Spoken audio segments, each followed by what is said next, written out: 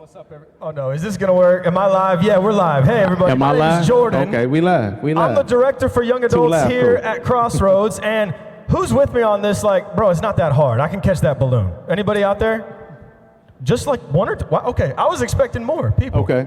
I don't know. I mean, we got one. Maybe I'll have to test it afterwards. I feel like I can catch that balloon. But as I said, my name is Jordan. I'm excited to be here tonight. I've got a good friend with me. Mico, how you doing, bro? Yes, sir, man. I'm glad to be here as well, man. I'm super laid back, but I love this energy, bro. I love this energy, man. Yeah. It is. Tonight, we're just going to have a conversation. If you haven't figured it out by now, we're talking about joy. I'm very excited to get into it. Before we get into the nitty-gritty of it, the details, your life, and all of that, could you just give us a quick rundown for people that don't know who you are? Absolutely. Who is Mico? Tell us about yourself, how you grew up, what you do at Crossroads. Just give us a quick rundown. Yeah, I will. Well, before I do that, man, shout out my boy Max, man, with the Travis Scott One Zone, man. What's that, twin? Real quick. Yeah, Mico, like you said, born and raised right here in Cincinnati, man. Okay. Born on the west side, grew up on the east side. And grew up going to church. Not necessarily grew up in the church, but I grew up going to church. So what that would mean is my community wasn't in church, right? Like the people that I went to church with, I saw them on Sundays. But other than that, we kind of did our own thing. But my mom she was very intentional about instilling in us, me and my younger brothers, just a relationship with Jesus at a very young age. So that's where a lot of my faith today, that's where that's rooted from. Fast forward, been married to my wife, sitting in the front row. Come on. Yes, sir. Yeah. Yes, sir. We could definitely clap for that, man. That's my good thing, man. It'll be 5 years in December. I'm looking at you like you know. Yeah, come on. I don't know. Yeah, 5 years, great. Sounds good. Yeah. 5 years in December, so 5 down, forever to go. New to Crossroads, brother. New to Crossroads. Just stepped into this role as prison director at the beginning of January. Prison director. Okay, so tell us 1-2 lines. What in the world does a prison director at Crossroads Church do? Exactly, man. I feel like every time I say it, I have to explain it, brother. Yeah. It's a very vague title, but ultimately, I don't know if you know, but that Crossroads, we have a prison ministry, or we've been involved in prison ministry for some years now. And as of recent now, Crossroads we've been partnered with the 4-7, but now we're, I guess we're kind of like gaining ground, and we want to have a unique identity in that space. And I'm just called to kind of lead the vision for that, man. Sure. We're currently, like our Crossroads content is made available to people in prison via an app on their tablets. People in prison, they get tablets. Right. And so it's made available to them in about 36 different states across the country. People are tuning in weekly and watching Crossroads content. That's amazing. Yeah, absolutely, man. So that's incredible. Leading that, brother. And we also are physically in about 6 prisons here in Ohio, and looking to grow. That's amazing. Yeah. That's amazing. Well, we're going to hear more of your story. Yes. And as we get into this conversation around joy, when I hear the word joy, I immediately associate it with other words. Yeah. So when I hear the word joy, it's always attached to other things. Yeah. What I mean by that is it's attached to happiness. Joy is attached to success. Yeah. It's attached to things are going my way right now. Yeah. It's attached to I woke up, my back's not hurting, it's a good day, right? Like things are going my way. It's attached to me back. It's attached to a nice day of just hanging with my friends. Yeah. Joy is attached to life is good. That's what it's attached to. Yeah. And I think a lot of us view joy as this thing out there that is maybe attainable. Like we could maybe chase after it, maybe just maybe we'd be able to get it. And when we finally get whatever it is that we believe will make us satisfied and content, then I will experience joy. That's how a lot of us think. And I wonder if a lot of us in this room right now are asking a question like this. What do I need to have, get, achieve, or become before I can feel joy? Yeah. Like, what do I have to get in order to feel at peace? What do I need to achieve so that I can be happy or content with where I'm at in life? So take us to young adult Mico, like 18 years old, 20, 25, whatever. And what would you have said joy was attached to or associated with for you personally during that time? Yeah, man. Young adult me, man. Honestly, I think I would just definitely be very in agreement with what you're saying. For me, early 20s, joy for me was attached to success. Yeah. I would say that. I would start by saying that joy for me, it was like a byproduct of success. And for me, success was, very shallow. I was 20-something, man. So success was like a lifestyle, right? It was about attaining things. It was about accomplishments. It was about just being set apart, honestly. I wanted to be someone who was intriguing. I wanted to be someone who was important, someone who was respected. I'd even go, and I debated, I've shared this with you in private, and I debated whether or not I would say it in public, but in all of that, right, for me, success looked like me being a man that other men wanted to be like and wanted to be around, and that women wanted to be with. That's right? real, man. Like that was my, but with a bag though, not like broke like that, but like with a bag, right? Like, and I think looking at it, man, back then, success was, a lot of that was validation for me, and it was identity. And if I'm honest, that aspect, at least anyway, that still rears its ugly head in my life, where I can find myself now wrestling with this idea of validation and identity coming along with success. And I can say back then, I did, achieve at least on a scale, relatively, a level of success. Yeah. I did achieve this, right? My lifestyle looked like a Future video back then, man. I don't know. I'm gonna be straight up, man. So I did achieve that. But the thing that stood out to me is that in that, joy didn't come with that, right? Good. I mean, I could say that I had like fun times and things like that or whatever, but there was still like an emptiness in me. It was very surface. Joy, if that's what we want to call it, it was fleeting. It was temporal. It was surface deep. And it really left like the inner parts of me discontent. I can say I achieved enough of that success to know that even having more of it wouldn't actually fix what was going on inside of me, the discontent that I felt inside of me, man. So, yeah, that's real. That's real, man. I'm thinking personally about my own life, and there have been moments and seasons where I was chasing a thing, and I got the thing, and then realized, it wasn't as cool as I thought it was going to be. Yeah, or not as fulfilling. Not as fulfilling as I thought it was going to be. And I think you're poking at something that a lot of us are maybe even scared to admit. And that is the fear and the what if of, what if I get what I thought I wanted and turns out it doesn't actually fix what's going on inside of me? Yeah.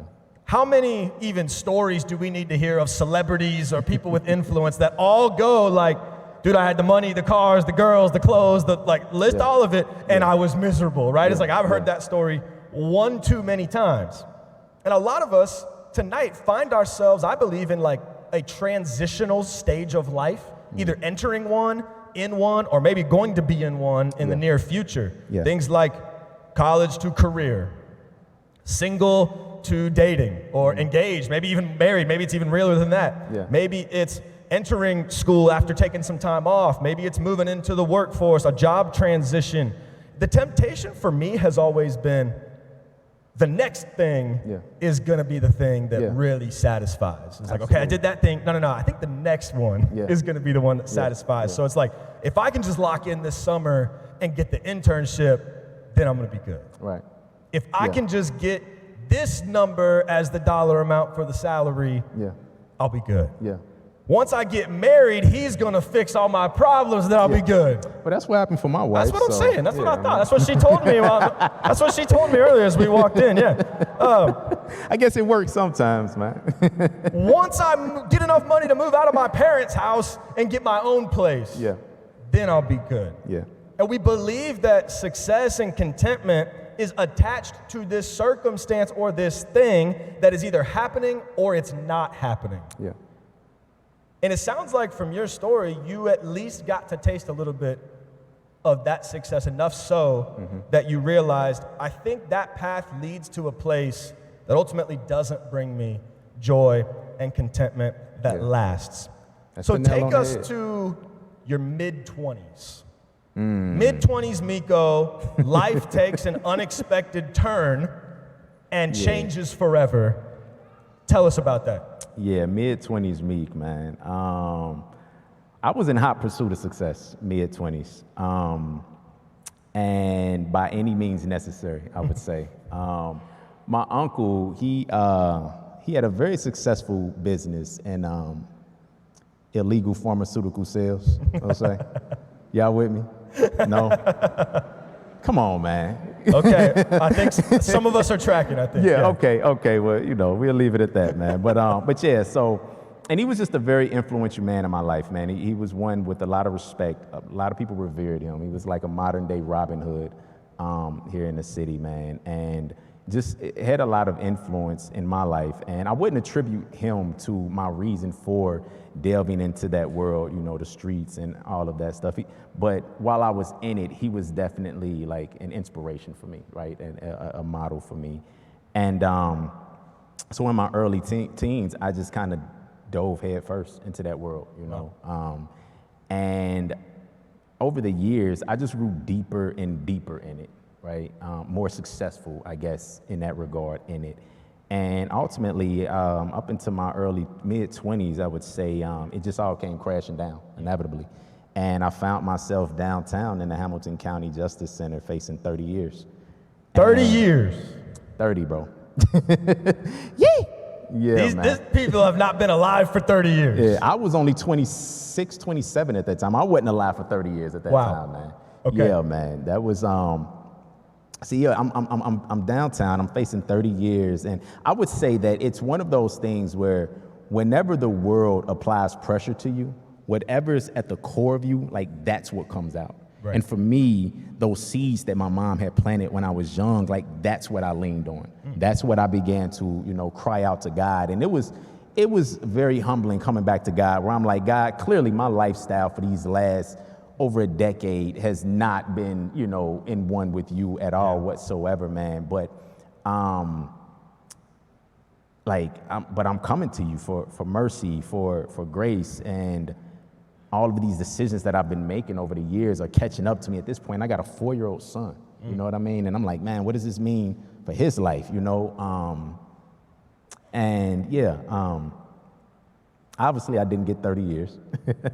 So the way that the system kind of works, man, federal cases, they want it to be very like clear cut before they pick up the case. And my case just wasn't a clear cut case. There was just some haziness from a prosecutor's perspective in my case. So it didn't go federal, which left it in state jurisdiction, which worked out in my favor because then the guidelines for the amount of time I was facing was a lot less. And I remember my lawyer coming into, I met him out in the hall, and he's like, yeah, man, great news, man. I got him down to 10 years. Like, bruh, I ain't doing no 10 years. Yeah, I'm like, that still sound like 30 to me, man. I want to hit him with this milk carton, man. Like, nah, boy, I ain't doing that, man. But yeah, so we ended up, I ended up copping out to 6 years. 6 years. And ended up getting 6 years. And you would think, like, going from 30 to 6, like, there was maybe a sense of relief in that.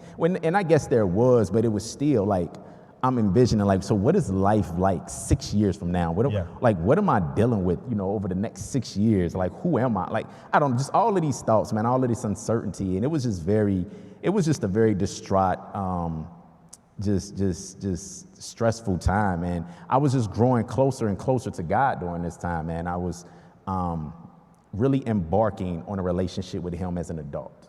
Right, like in this season, and I mean, I'm praying. I'm in a county holding Bible studies. I'm praying and fasting, and like water fast. Like I remember one time I locked myself in my cell for like 4 days, and I'm just drinking water. And my guys around me, like they have zero context. They're like, dude, what are you doing? Like, bro, you gonna die in there. Like my guy, he would come by my door and he would like throw Jolly Ranchers under, like, hurry up and eat it, man. I won't tell God, man. Come on. Like it was just like they had zero context. With me, I'm like as an adult figuring out like, okay, God, I've seen my mom fast, and I know, so it's like I'm stepping into this in my own. And yeah, bro, like it was just, like dealing with the stress and dealing with the discontentment in this, man, and the anxiousness. I'm like, God, okay, I get it. I'm here. I've copped out to these 6 years. This is what it's going to be.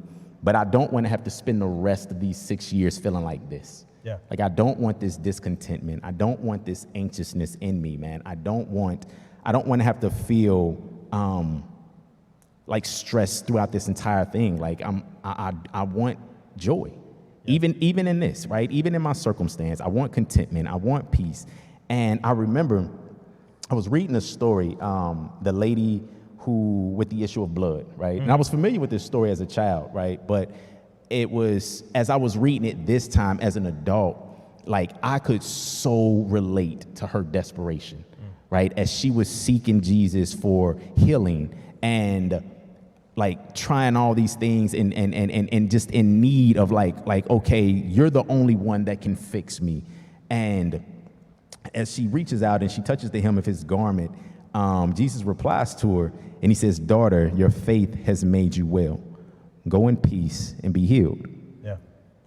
And I believe, I may not have realized it in that moment, but looking back on it, I believe that really kind of like connected something in my mind with faith and healing, or faith and like whatever your healing is, or whatever that may look like for you. But it's so much connected to faith. It wasn't anything so, specifically about the garment. It was the faith aspect of it. And sometime after that, I was just I was just bogged down, in my cell, anxious, discontent, just very like unsettled. And I just kind of took a shift, bro, where I just took my eyes off the uncertainty of my future. And I guess I just fixed my eyes on God. And I'm like, God, you know what, bro? I just choose you. And all of this right now. And it's like, the best way I could describe it is like, I just kind of let go. And in letting go, like, I felt so much peace wash over me. I felt like joy. I felt an ease. I felt this contentment. Like I could feel like the physical tension from my body just left, and I'm just in this space where I'm like, okay, nothing at all has changed about my circumstance. Right. Nothing. But yet, I'm still locked up. I'm still about to go do these 6 years. But in this moment, I think it was just very pivotal for me.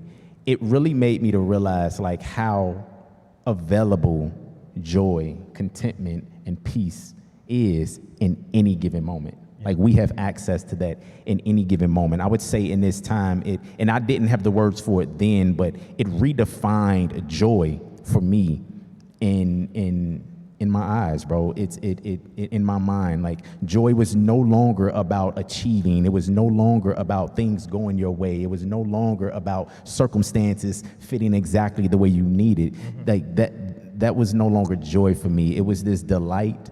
It was this peace. It was this strength. It was this confidence in trusting in God, independent of circumstances. Right. It's great. That's great. Yeah. So it's that easy. You just have this moment of surrender. Yeah. And then you become the joy guru. Is that how it went? Just like the next 6 years is like Mico's the joy guy, and he's handing it out for free in the prison, and it just got easy from there. Is that how the story goes? Not at all, brother. I wish, but I think for me, I won't say that I handled that perfectly, like choosing joy, and I still don't. Yeah, like, let's be clear. Like, I'm 40 now, and I still don't, right? But I think what that did for me is that in that moment, like, it over time, like my pivot from my stress or my anxiety to joy and choosing grace and choosing contentment and peace, like that became swifter and swifter over time. I think that that initial moment, it kind of settled in my mind that I didn't want anything outside of me to give me joy. And what I would see over time while I'm locked up, like I got friends and people just that I know, like I would see them just getting draped off into prison culture, man, whether it's getting a bunch of tattoos or, hooping or working out or joining gangs or doing drugs or some of them just dipped off into, homosexuality or, delving deeper into relationships that they have back home or whatever. Yeah. Not all of these things are bad things, but it's like, it was all like what I could see kind of like being set apart from it is everyone is seeking the same thing. Everyone around me is seeking a sense of joy and contentment. Some of these things clearly aren't going to give you that, right? Yeah, right.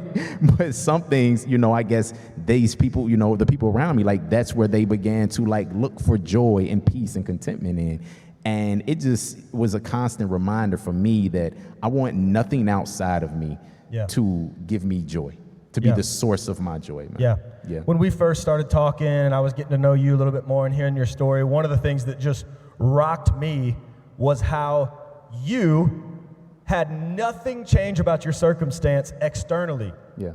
Same cell, serving the same sentence, the same level of uncertainty, but somehow you were so confident that you accessed something that a lot of people in this room, myself included at times, have not been able to access, even with freedom and money and relationships and opportunity, and insert whatever you want to insert into that line there. You experienced and latched on to the joy of the Lord, and it wasn't attached to anything out there. Yeah. It was really attached to surrender, Yeah. is what I hear from your story. That's key, yeah. And what I see in it is that joy is not just a feeling that I either wake up with one day or I don't. Yeah.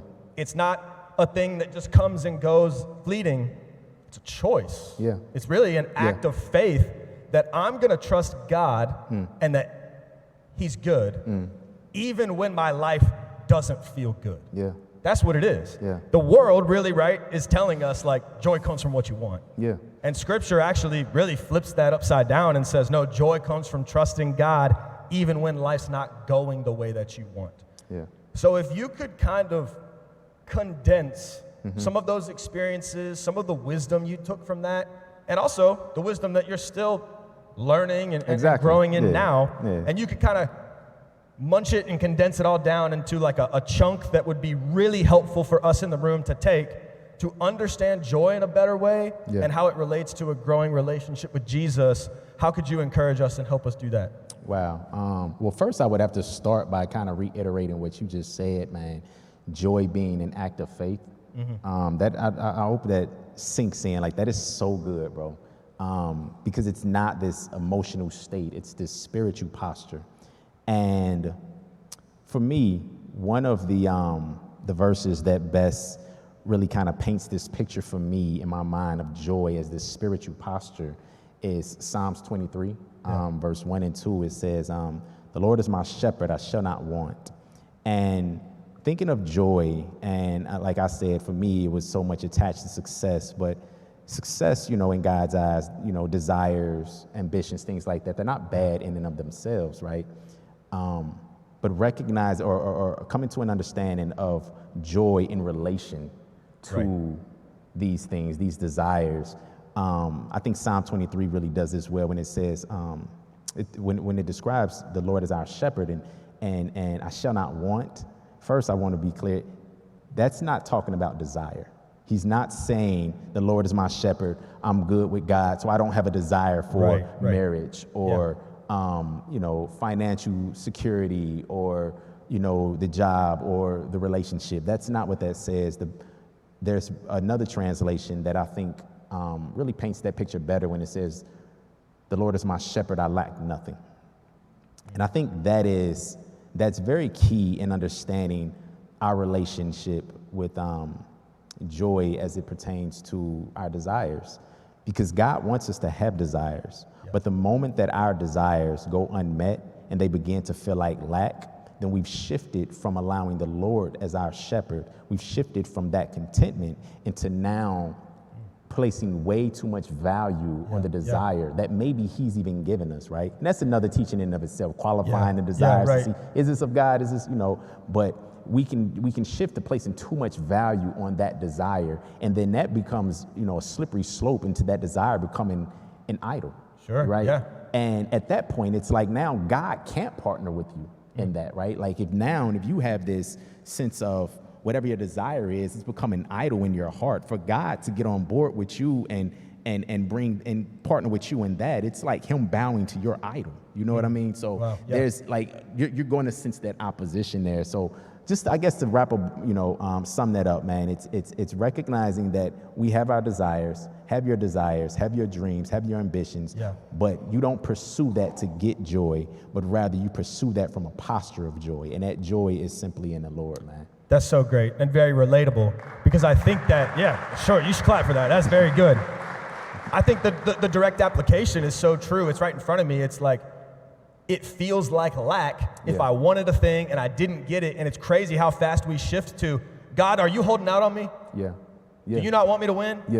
Yeah. Are you against me? Have you left me? Like, I thought I wanted this thing. I didn't get this thing. And we start almost like pointing the finger a little bit. Or we get exposed for like, I was holding this thing up and it was occupying mental space and my heart and my energy and my attitude and all these things were like consumed in this thing, and I didn't get it, and it feels not just like a desire wasn't met, it feels like almost God has turned his back on me. Like rejection. And you're helping us understand that is not the case. Right, yeah. I think in God's kindness, bro, like he actually allows us to just be like, to sit in that posture of waiting.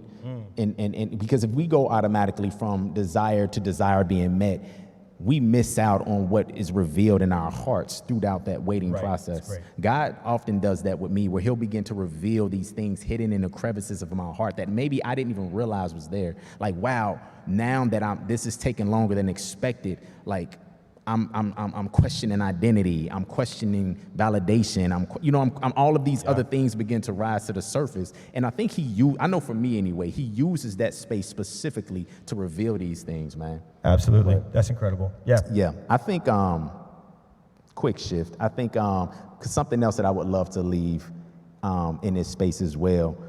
Nehemiah 8, verse 10 says, the joy in the Lord is the source of our strength.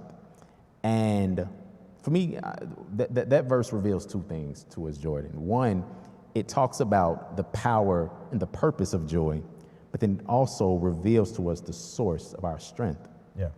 And to recognize it as this, I think it then paints this picture where when we see now the enemy is attacking our joy, it's not simply to put us in a bad mood, it's to weaken us. Yeah. You know what I'm saying? Yeah. It's not simply to mess up our day. Like, no, this is intentionality. He's attacking, the source of your strength. I'm reminded of, I don't know if you're familiar with the story of Samson in the book of Judges, where Samson, the strongest man in the world, right? He's anointed. God's anointed him with strength, and the source of his strength was in his hair, right? He would fight the Philistines all the time. Philistines, whatever.